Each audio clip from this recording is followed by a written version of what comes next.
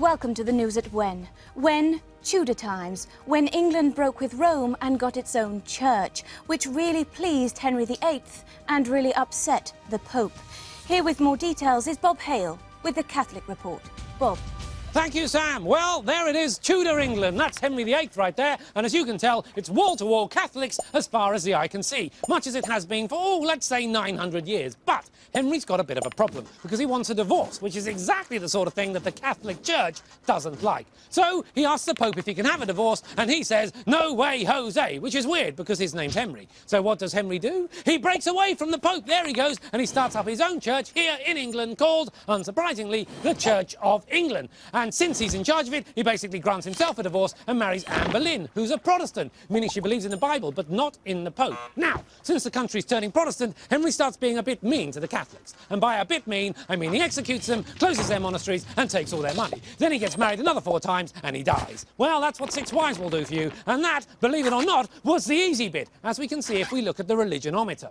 So, the next king after Henry is someone from your school. No, not really. It's Edward VI, who's only 9 years old. And he's a Protestant, that's right. And he's a king for ages and ages and ages until he finally dies at the ripe old age of 15. Yep, 15, when he hands over to Lady Jane Grey, another Protestant, who gets to enjoy ruling the country for a whopping 9 days before she's overthrown by Queen Mary, a Catholic this time. So Catholic, in fact, that she burns 300 Protestants at the stake.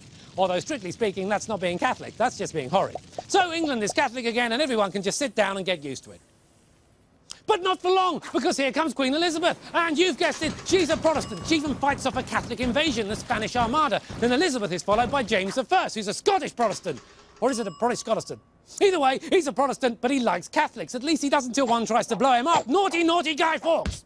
And after James comes Charles I, who acts like a Catholic, but basically doesn't care. He just wants to be in charge, which he is, until he's overthrown by that chap. Huh?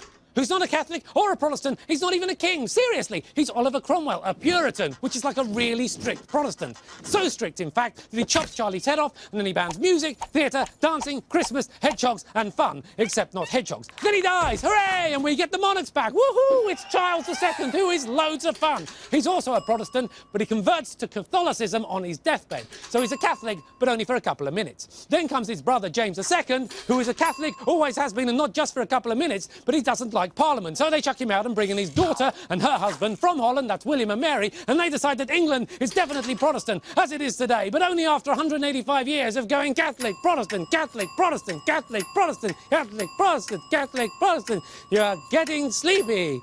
You're getting very sleepy. Hand back to Sam. Sam. Sam. Sam. Sam.